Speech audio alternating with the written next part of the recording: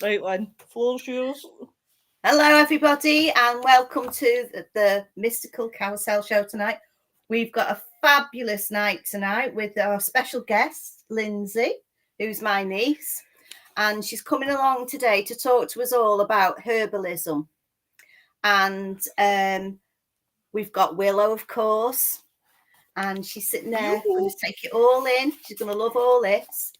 So first thing I'm going to say is, if anybody wants to come in, interact with us and ask questions, I'm sure Lindsay will be quite happy to answer the questions for you. So first of all, Lindsay, I want you to tell us all about yourself and what prompted you to learn herbalism. Okay, so obviously my name's Lindsay. I'm Lynn's niece, and I've only just qualified in the summer in a qualification called medical herbalism. And not a lot of people know that we exist, but I'll tell you more about that in the moment. But, you know, I was like anybody. As a kid, I was always outside. I was the type of kid that, you know, didn't plan the marriage to the prince. I wanted to make the mud pies and hang out with the boys and climb the garages, and just outdoors was always natural to me. And when I was doing school careers, they were like, oh, you know, you'd be really good at these office jobs, and I was like, that would destroy my soul if I was sat in an office. And I always, even then, I was always in the library looking at natural remedies and, you know, beauty products made from, I don't know, lemon juice to reduce my freckles, because under all this, I am a natural redhead with loads of freckles, and, you know, it wasn't fashionable back then. So I'd, you know, be putting lemon juice in my hair and, you know, using talc as foundation and stuff like that, because I don't know, I've always just thought like toxic chemicals aren't good for you. And then as I got older, I ended up in the corporate world, having my soul sucked out by those office jobs and corporate banking and things like that. And then I was poorly myself. I was diagnosed with ME when I was only young. I was only 21, which was what sort of brought me back into working indoors, because I was in the RAF at the time, so I was always outside doing stuff. Oh, what were you doing in the RAF, if you don't mind? Say again, sorry? What were you doing in the RAF, if you don't mind? So I was doing languages. Oh, fantastic. I didn't say much more than that. Noreen, baby! Hello, Noreen. Hi, Noreen. And then I had sort of issues with my own mental health, and they give you medications which aren't really good for you. You know, I know they're trying their best, but, you know, and seeing how things affected people because I then started working in mental health, and then I started training to be a peer support counsellor, and then from there I went into caring, and then I went back to an office job after some ill health, and I was just sat there, and I was like, I really, really need to learn about herbalism. Someone had told me about it in a dance class years ago, and I didn't know it was a career. I didn't know it was a qualification that you could get. I was still under the impression that, you know, like herbalism was just witchcraft and on the fringes of society, and it wasn't really a real thing, like many people still do. And I found out about this qualification, and I'd been sitting on it for a few years, and I kept going back to it, looking it up, and then this course came up, and it was online, and I was like, not ideal. I'd rather be in a classroom environment, but the nearest one was Lincoln, which is miles away. I'm up in the northwest. So this online course came up, and I was reading up about it, and it was like the real deal. You know, it's like 5 years part-time, but part-time isn't part-time. It's 20 to 30 hours a week. So it's quite a lot, isn't it? Yeah. So that's how I ended up doing my qualification. And then I graduated just this summer. So in actual fact, I studied for 6 years in total, because I did the foundation course first. And then, you know, I sacrificed my heart, my soul, and my freedom for that course because I wanted it so much. And then here I am now, qualified. I must admit, I'm actually sitting here memorised by your story, because I used to think things like that was just like what you would get on online courses, like you get these silly courses like on Indeed, no Indeed, Read and things like that. So to know that somebody's actually went as far as university to study Yeah, herbalism and things like that, congratulations to you. No, honestly, thank pat you. the back for you, my love, Thank because you. that's good that you've got that qualifications, because the more older that I'm actually getting, the more I'm actually thinking, wait, no, maybe there is more to herbalism and doing the herbalism road than actually, sorry, I'm getting distracted. Hi, Richard.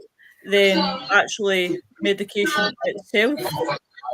And I'm actually thinking of that route myself as we speak, because I'm thinking, Richard, there's too much there's background noise there, love. Oh, sorry, hold on. it's not me. Yeah, and that's perfect what you were saying, Willow. So that kind of brings me on to my next point. So, what is modern day medical herbalism? So, we tend to take the traditional folklore of the indigenous communities, the old midwives, the witchy folk, and we Yeah, marry that now with traditional science. So a qualified medical herbalist actually has GP level training in many of the same areas as a GP. We yeah, can diagnose. We have the legal right to primary diagnosis, and then we can prescribe as well. Now, the laws allow us to do that once we've had a consultation with people. So it's a perfect marrying of the old folklore and the up-to-date science. yeah, And there are very, very literal herbalists, say, for example, Simon Terry Bone, who just constantly look for the science. Now, yeah, it is difficult because with like a lot of things, herbs can't be patented. yeah, So it's not against big pharma, but there's nothing in it for them to do the research on herbs.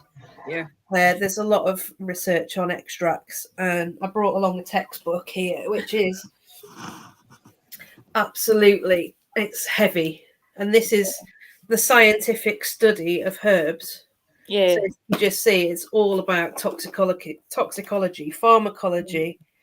I would be very interested in that, Lindsay, to be honest with you, Yeah, because I'm 37-year-old. I've been on medication since I was 15-year-old.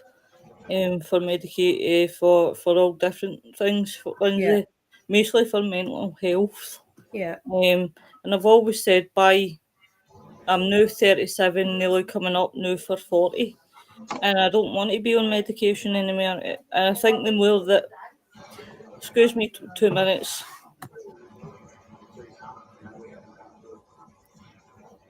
I'm now coming up for 40, and I don't want to be at that stage of life anymore. I don't want to be, because as I was saying to you, I was ready to say your mum, please, I do apologise. Your auntie, yeah, is that everybody knows I suffer from fibro and chronic pain.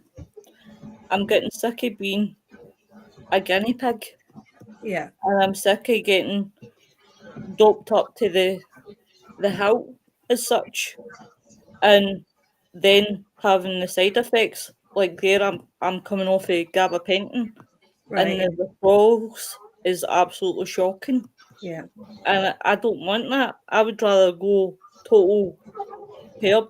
Let's go the total natural way now, because at the end of the day, it's try or die, sort of thing. Um, and I think at the end of the day, I see more positives for natural than I see for medicines these days. And I've read more reviews for natural than what I've read for medicines, because medicines you don't know what it's getting put in, whilst natural you're seeing it more and more, and I'm seeing more and more on TikTok as well about naturals. Like I've seen a TikTok recently that I didn't actually realise where many of the actual medicines, like your normal medicines, paracetamol and your ibuprofen, came from, and it's quite wacky. I'm just going to quickly read the comments. Noreen says, an old eccentric friend used to say there's a natural remedy for everything somewhere on this planet. Hi, Martin. I hope you're better, Martin. Noreen says, I used to go to a Chinese herbalist when I was younger. And Martin says, all of our modern meds are from the land. I'm getting more into this, more I need it as getting older. It's funny when you're getting older how much you actually turn to herbs. Yeah. And I mean, a medical herbalist works with both. I was saying to my auntie before, it's not either or. And coming off your medications without support can be really dangerous. So I need to make sure that I say that up front. Don't just stop your meds. Work with your GP. Medical herbalists are trained in orthodox medications and herbs, and it's not necessarily an either or situation, but in many cases we can, if you're adamant you want to stop them, it's always patient choice, and we can help you titrate those down safely, and then try herbs that might work. But it's like anything as well.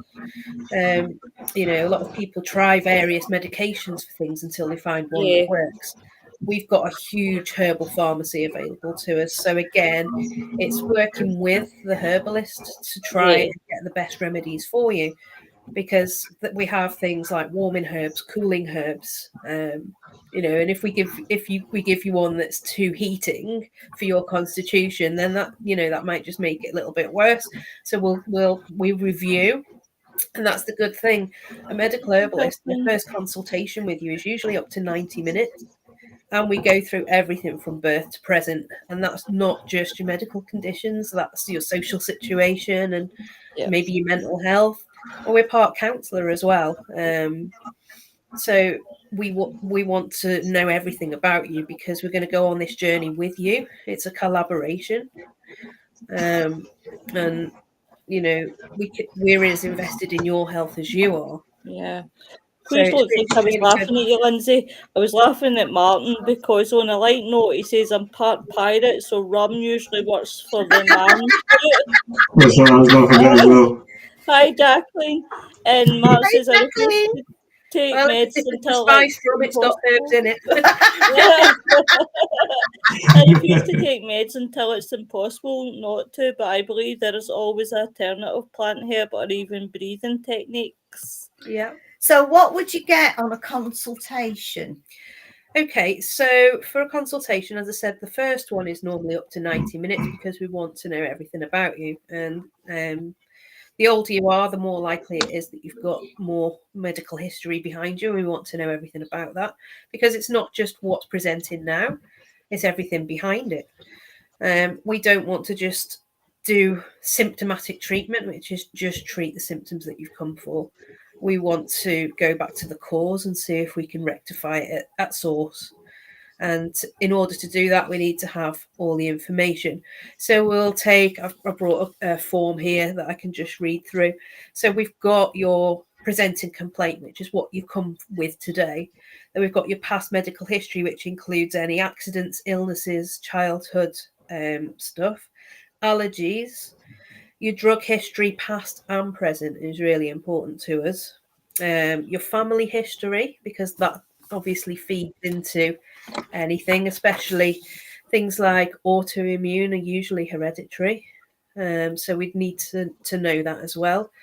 And then we look at your social history. So do you exercise? Do you drink? Do you smoke? And it's not judgmental. It's just that we get a full picture. And what your daily diet is like as well. But then once we've got that information, then we do what we call it a systems check. So each bodily system we will ask you about. So we'll talk about your cardiovascular health, your heart, your circulation. We'll ask you about your respiratory system. Do you get a lot of coughs, a lot of colds in the winter? and it's just going through all the systems. What's your digestion like? Herbalists are obsessed with your bowel habits. We want to know how often you poo. What does it look like? What does it smell like? We'll give you a Bristol stool chart and make you keep Please record. tell me you don't have the same bowel chart as the carers. Yeah. So if you're in caring, you'll know what I mean. Yeah, I'm obsessed with poo as well. Yeah. But the more and more science comes out, the more we know herbalism is linked to the microbiome and the gut. So we want to know about that, and we'll ask uncomfortable questions. We want to know about your urinary system, your sleep, your joints, your muscles, your skin. If you're having periods and you're a woman that can have children, we want to know about that, pregnancies, everything, because it all forms a part of who you are as to what you present with. And the more information we've got, the better. So that's why your first consultation takes a lot. And it's also, that's the start of our relationship, because it's a therapeutic relationship where we both put into it. It's not a dictatorship. If we offer some medication and you think that's not quite right, or I don't want to take that, we can come up with alternatives. There are loads of different types of herbal medications that you can have. Herbalists mostly use tinctures, which are alcohol based, and teas. They're quite common as well. I like the alcohol-based ones. Yeah. You and Martin both. So both, yeah. We use tinctures a lot because they're very, very concentrated, and you can get a lot of medication into someone in just a 5 ml dose 3 times a day. So it doesn't even equate to one shot if you're going to talk about it in terms of alcohol. So it's not a lot of alcohol, or we can get a lot of herbs in there. So your average prescription would have somewhere in the region of 7 herbs in there. Mm-hmm. Because more the merrier. The more the merrier. Yeah. And there's something called synergy as well. So a herbalist doesn't just go, oh, we want that herb for that herb, that condition, and this herb for that condition. We're looking at the systems. So most herbalists will start with once again, what's your poo habits? What's your diet like?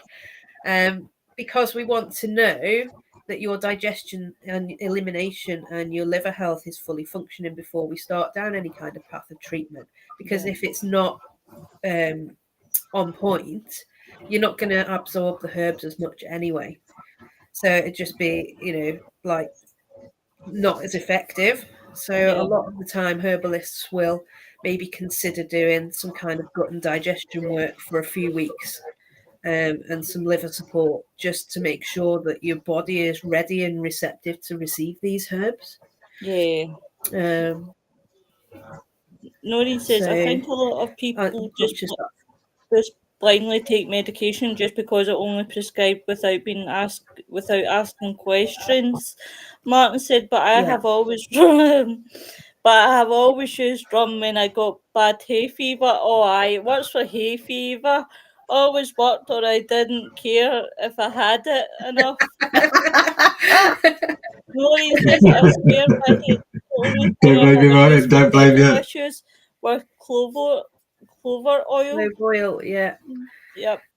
And clove, I remembered the other day I've got clove in my mouthwash, and I had a really bad sore throat. As you can hear, I've probably got a bit of a cold. And I had a really bad sore throat, and I was like, oh, I remember that clove's supposed to be really good. So I had a little gargle with my mouthwash, and it just numbed it straight away. Clove is amazing. Yeah, and you forget. And because it's not all about, knowing all the pharmacology and knowing all the the top level stuff that I've needed to know to get in my course. Sometimes it's just as simple as putting a piece of potato on a splinter and knowing that it'll draw it out. It's everyday herbalism. Taking a bath with some nice oils because they smell nice and they calm you down, and the heat relaxes your muscles and gets you in a prime state for going to sleep and getting restful sleep, which is healing in itself. So Do you know what, Martin? You are making me laugh tonight. Seriously, this is what I need tonight, and you have made me laugh all the way through the show. I've always had very hot chilies to purge my body. yeah, I don't even want to know what it. I want to ask you a question, but I don't want to ask the question at the same time because I don't really want to know. okay. I use good bacteria yogurts. I have been put off Greek yogurts for life, and this takes me back to years ago when I did caring. Noreen says it numbs and acts as an antiseptic. Do you know, guys? Between TikTok and my years of caring, it's amazing along the way where I've learned what things are used for, and sometimes I've been emotionally scarred what things could be not used See, I for. always told you, cucumbers aren't just for salad. And Greek yogurt shouldn't be put where they were. A herbalist of mine who was a tutor told me that she had heard that there was a really fun game that you could play if you had vaginal thrush with Greek yogurt and a straw. and a willing partner to deposit it where it needed to be. That's what put me Look off. at this. Well, Look at I this. made these instead. These are vaginal pessaries. It's a lot safer. Like, Yeah, I'll this get is one out what and show put you. me, Lindsay, that's what put me off for life. A Greek yogurt was when one of my residents, God love her now, and I nearly pulled the carer across the bed because I was like, 1 minute I turned away just to get something, and I turned round and she'd done it, and I went, and she was like, "But that's what you do with it," and I'm like, "What?" I says, "Have you lost your marbles?" And she went, "Look," and she googled it, showed me, and I went, "Oh, come on, really?" Yeah, people have used it because of the bacteria, because the vagina's got its own microbiome, and things like spermicides and even sperm itself can alter the pH, which is where you get things like bacterial vaginosis, or if you've got a sugar-heavy diet, you can get lots of thrush simply because of bacterial overgrowth. And some people have used Greek yogurt to balance that back out because it's got a lot of good cultures in there, which are similar to the ones that you want, the beneficial ones that are in the microbiome of the vagina. So she had a point. Yeah. Show me. It was just a shock. I've never seen that. It was just a. See that lifted up. So these are what I make. I've Two just seconds, made them. then I'll make you big.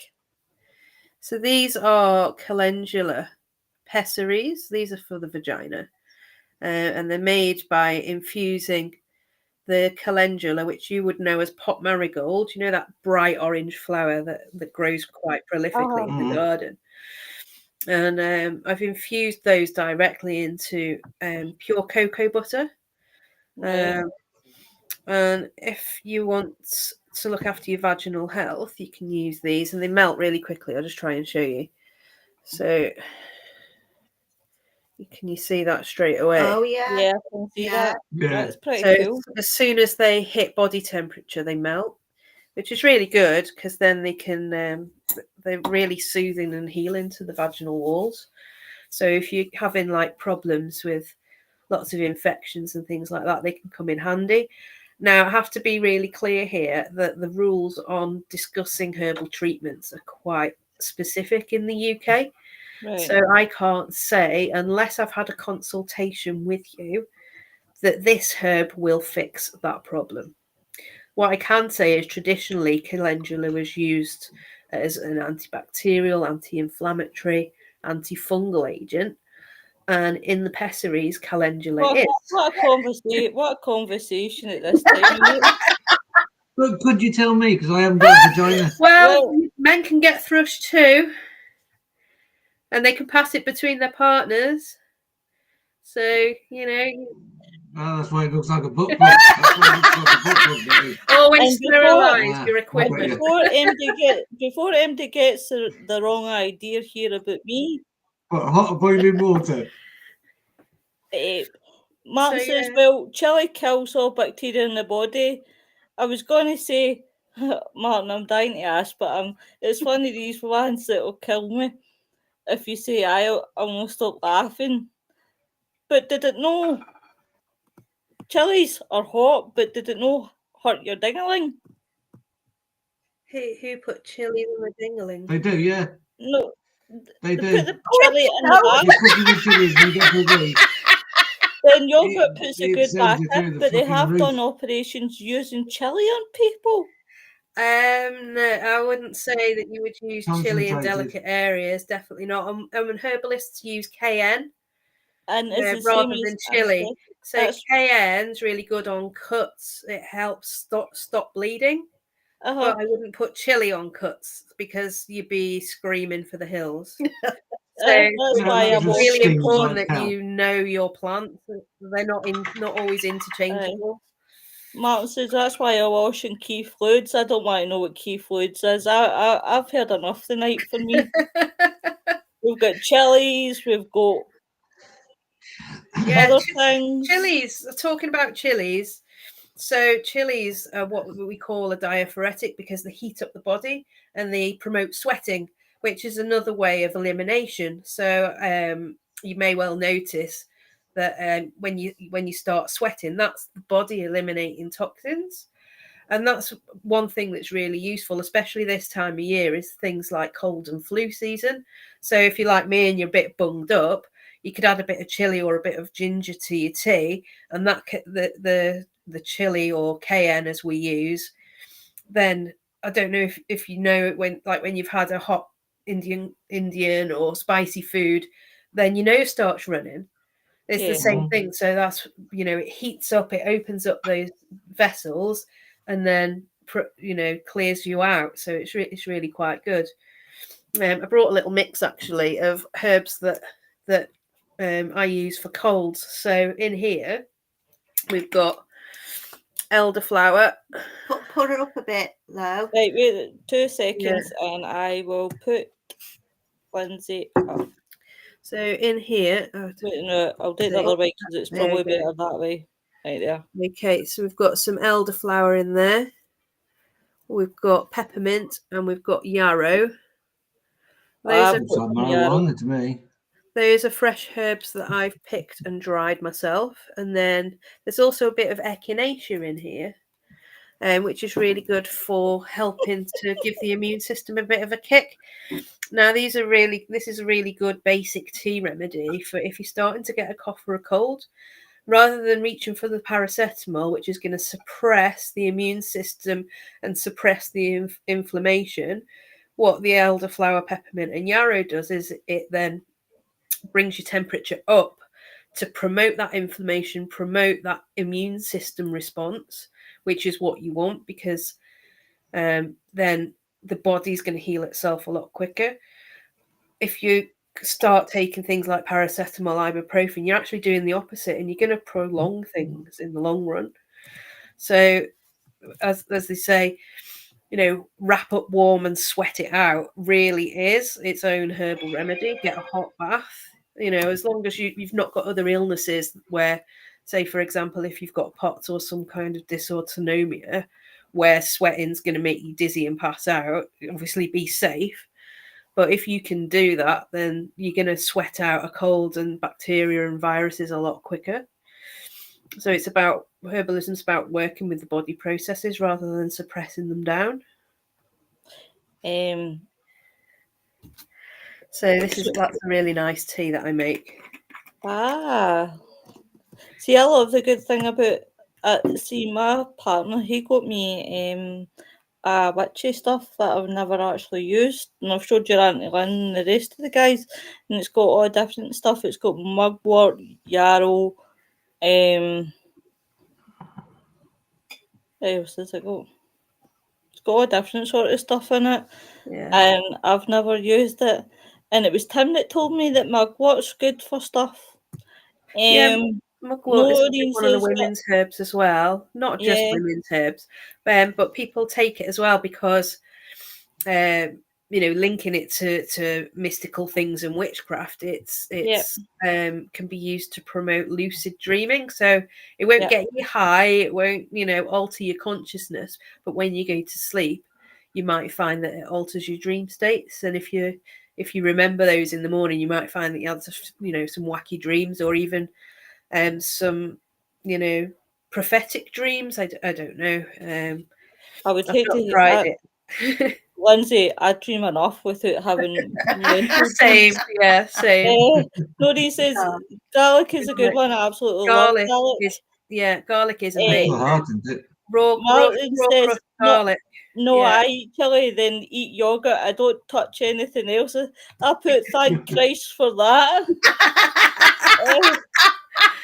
Well, you'll only do it once, Martin. You'll only do it once. Martin was like, sorry, that was supposed to be Jace fluid. nothing for the memory then in the tea. And The memory. So looking rosemary's into really the mushrooms, good. you just stay away from the mushrooms after what you said about the chili. Yeah, You no, can get rosemary's a mushroom really coffee good now. everyday herb for mental cognition because it sends the circulation up. Yeah. It's really good if you've got exams. Even just the smell of it, they found that can increase your concentration significantly. Oh. So you don't even have to, take it in, but it makes a lovely tea. I love rosemary tea. And that's something really simple that most people have in their kitchen. And a lot of people grow it by the front door because it's supposed to bring luck as well. So, yeah, I love rosemary. She's just so aromatic. And I've got dandelions by What do you my think front about door. mushrooms? Well, there are lots of different medicinal mushrooms. I get a lot of my information from Martin Powell and Christopher Hobbs. Now, they both have books that they wrote independently of each other called Medicinal Mushrooms. So I get a lot of my information from there. Yeah. But yeah, there's mushrooms that grow over here that we can use. A lot of people have heard of turkey tail. I think you're going to be posting my link up later, so you can go on my social media, and I did a how-to on how to distinguish turkey tail from false turkey tail. And again, I'm not allowed to make medicinal claims about things like mushrooms because the law prevents it, but there's lots of information out there if you search on. I always recommend Google Scholar, not just a Google search, Google Scholar, and then it'll take you to the scientific journals part of the internet. So you're reading studies that have been done by people, and you want to be looking at things like double-blind, placebo trials, randomized control trials. And that's things where the people doing the scientific studies don't know who's taken the real thing and not. So the gold standard is a randomized, controlled, double-blind study.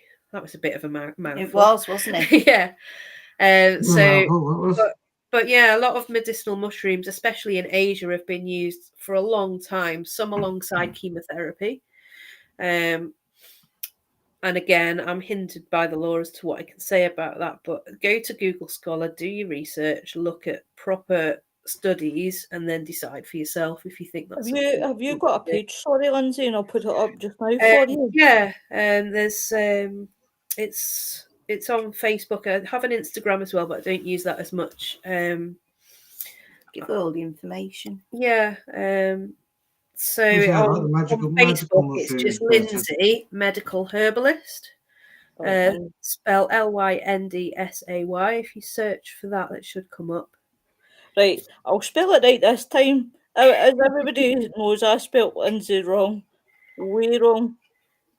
So yeah, and I'm taking a bit of a break because, as I said, studying for 6 years with ME has just battered me really. So I'm not setting up a clinic until the spring, but I am doing lots of informational videos on my webpage, my Facebook page at the moment, and I'll share interesting and verified information on herbs on there. So there she is, I think. Yeah, so I always check everything. Waiting out to move everybody out the road. Oh, that's Martin. It's made it worse. Moving everybody out the road. It's me that's wanting. It's you. It's you. Yeah. Oh, so lean out of the way. So yeah, so I do a lot of videos on there about herbs and what they're used for, and I say the things that I can say on there about them, and I don't say the things I can't say. So sometimes we can sound like we're being really vague, and I want to scream at you that this is really useful for these conditions and situations, but I'm not allowed to. So it's quite confusing. But if we don't follow the law, then we'll get shut down, and they did try to regulate us quite some time ago. But with regulation then comes the power to just shut us down. So a lot of people at the National Institute of Medical Herbalists, which is one of our accrediting bodies, fought so hard for the right for herbalists to continue in the UK. And I'm so glad that they did. So I do have to be careful what I say and not fall foul of the laws. Yeah, I think that is me, Willow. Yeah. Yeah, Yeah, that's it. Right. Cool, I'll get that out just now. And what I'll do is I'll put that up in TikTok and all that for you on my TikTok and that. Yeah.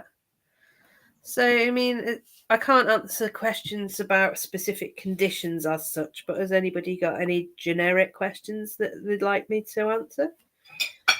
I've got MS. Just so What that would you like to know? What would you like to know then, Richard? What can you do for that? You've got what, sorry? MS. MS. Okay, so again, I can't answer about specific conditions, but I have treated people in clinic with MS. There is a lot that we can do. I will say generically, and not for you in particular, because I have to answer it that way. A lot of MS patients find that lion's mane is really helpful because it helps prevent the degeneration of the myelin sheath. And MS is a degradation of the myelin sheath, which exposes the nerve fibers and then causes the problems that it does. It's not the only pathology of MS, but it's one of them. So you may find that could be helpful.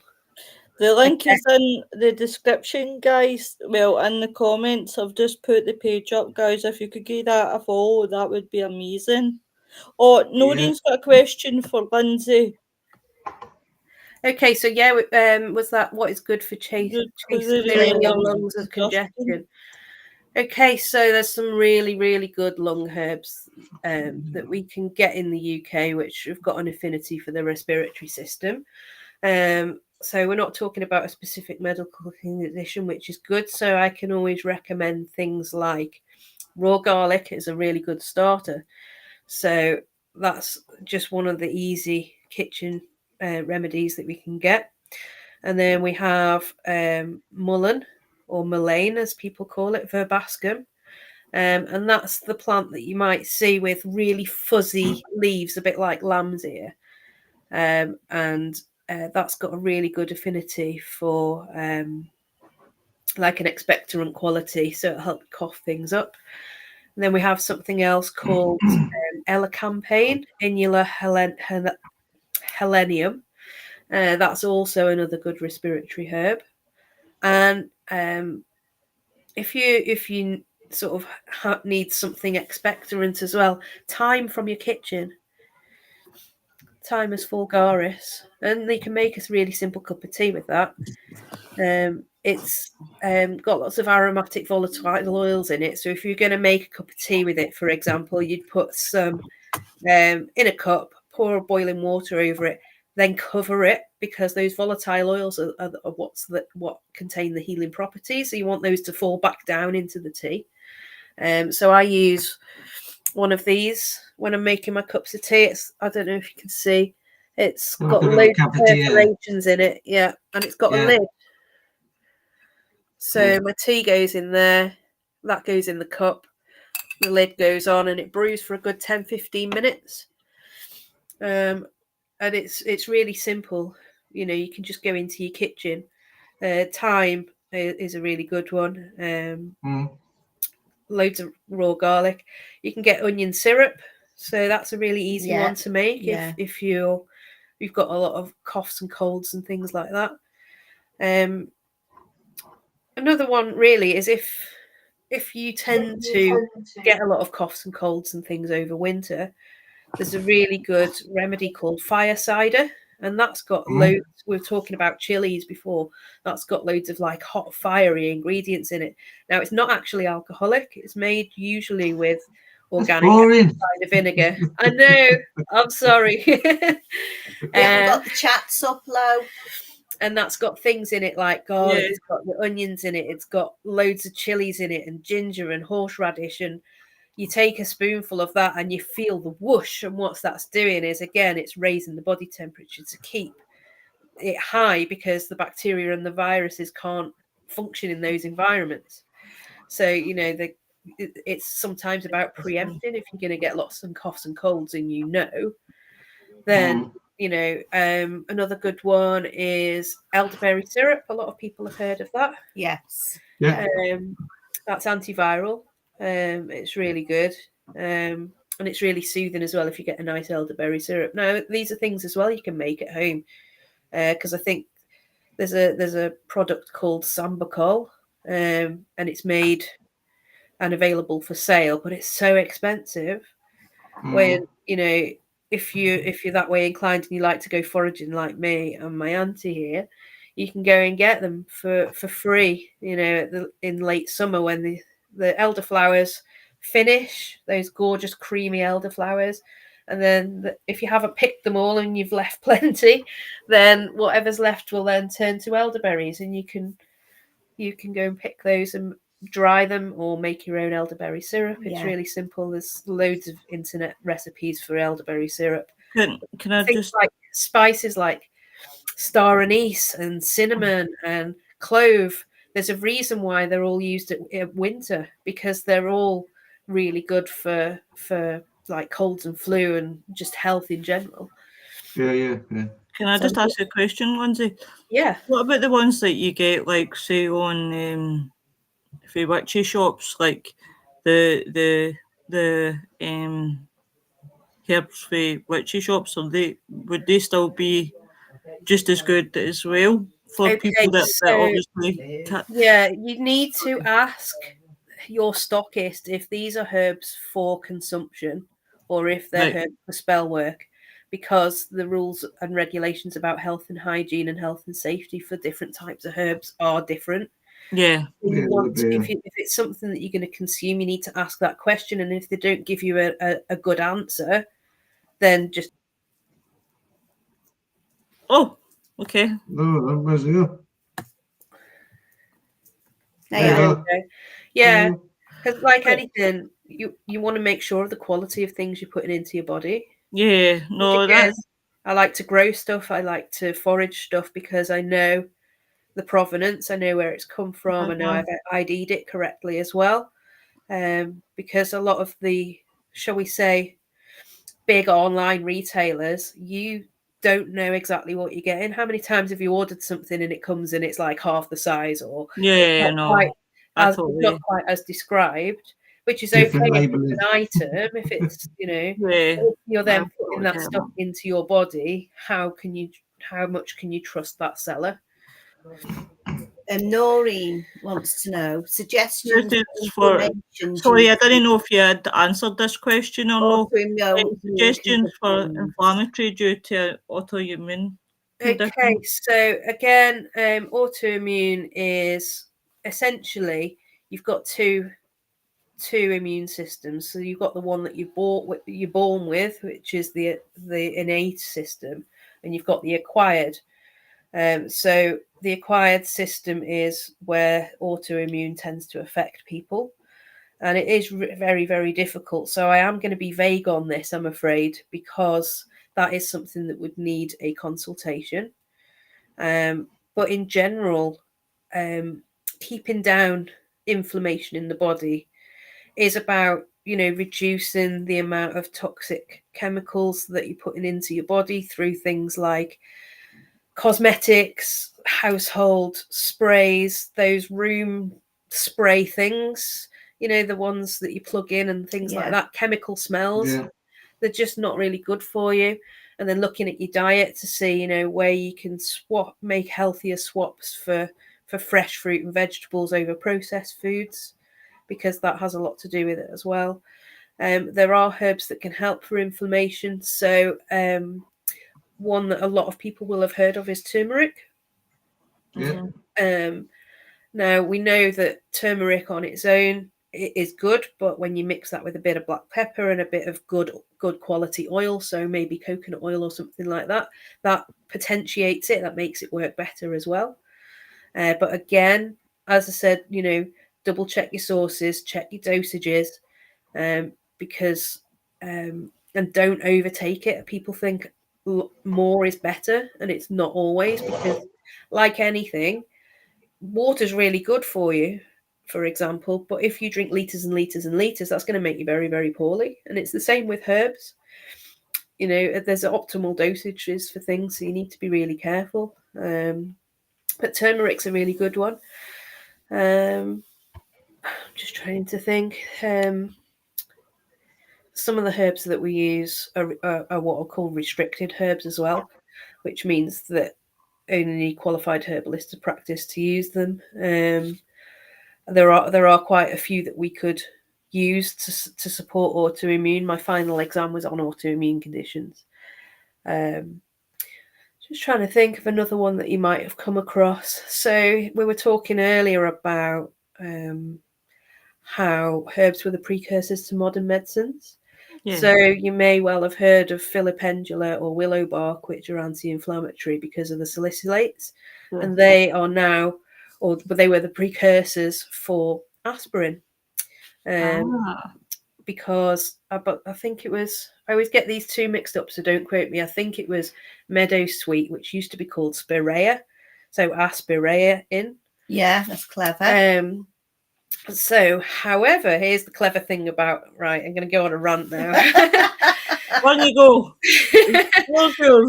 So, this is where you get the reductionist science. So, science went, oh, right, okay, out of the 100,000 phytochemicals in this plant, that's the one we want. And we're going to take that out and put it in a pill, and we're going to sell it as aspirin. This is very generalized, okay?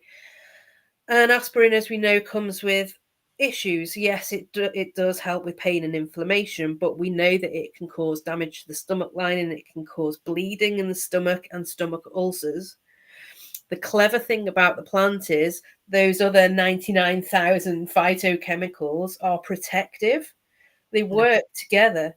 So when you take, say, for example, willow bark or meadowsweet, you get the pain killing, but it's also protective of the stomach, so you're not going to get those other problems. And that is where the big difference between herbalism and standardized extracts or medical extracted chemicals are poles apart from each other, because that one chemical that they've taken out, they've ignored all of the others. And what do they all do as well? So that's my little rant. On yourself, girl. On yourself. Noreen says, go on, do you want to read it? You read it. You read it, because my throat Noreen says, to you should always question medication. In fact, you might as well read it for that side. I found the hard way. I was prescribed a statin. I took it because the doctor prescribed it. Next thing, my bloods are showing pre-diabetic. Bit of a research and found certain brands are linked to pre-diabetes, but there are alternative brands. So even prescribed processed medication should be researched before taking. And I encourage patients of medical herbalism and orthodox medications to question what you're taking and why. As you tend to get older, people's prescription lists get longer and longer and longer. And you ask someone, oh, do you know why the doctor's prescribed that to you? And they don't know. So not only do they not know really what they're taking other than what they order at the chemist, but they don't know what it does. They don't know what it's for. And a good herbalist, if you question them, would be able to tell you what the herbs are, how they work on the body, and what is the expected outcome. We also check for interactions with all the other drugs as well, because we have access to check interactions. And because we know as well... Irene, which process a herb should affect in the body. And I say should because, again, we're talking individuals. Everybody's individual and react differently to things. But we know roughly which processes in the body that should be affecting.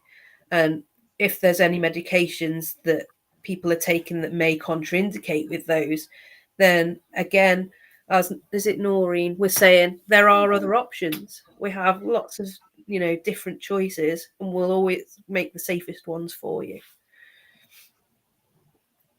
Definitely.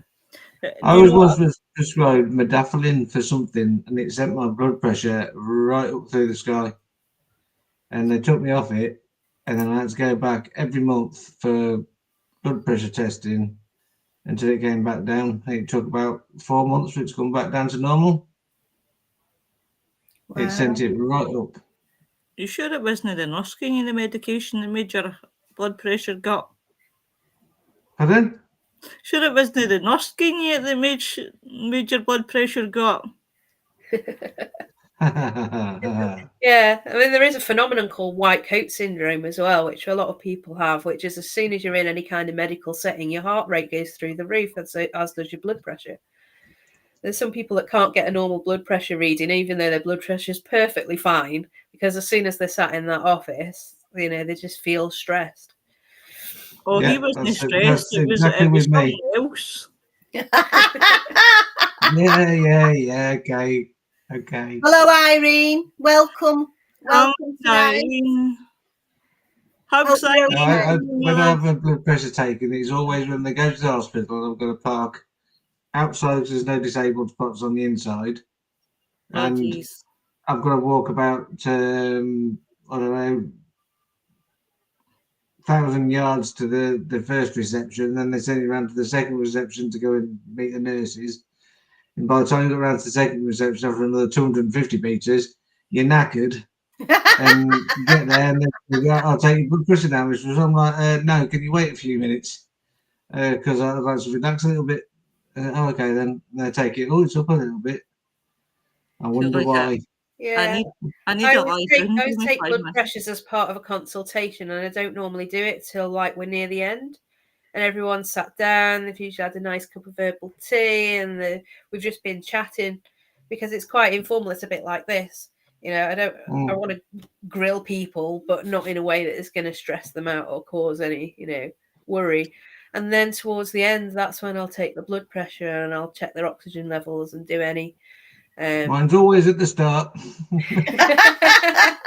Get in there, right? Give us your arm, blood pressure.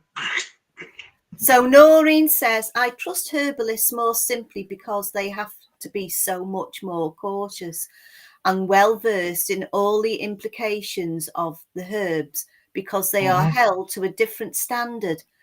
Docs just dish out medication off a list without much of an understanding of that particular drug.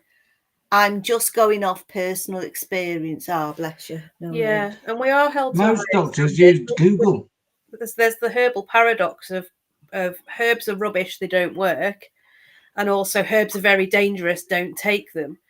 And it's like depending on what's happening as to which side of the line people fall on. So we are held to a higher standard because, say, for example, if someone's been going to the doctor for years and years and years and haven't got any better, and they come to a herbalist as the last line of defense, and they're very, very poorly by this point, and sometimes people are too far gone and we can help a little bit, but we can't, maybe stop towards the end of life or something. The herbalist will get the stick for, being the last person to treat that patient before their end of life.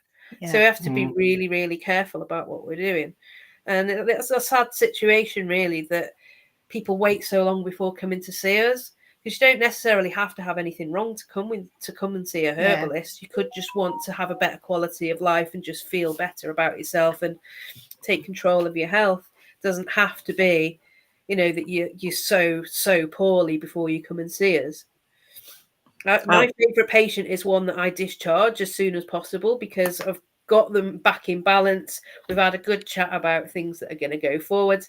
I don't want my patients coming and being on medications for years and years and years and years. I in an ideal world, I'd treat them for 12 weeks and they'd go skipping off into the sunset, happy and healthy.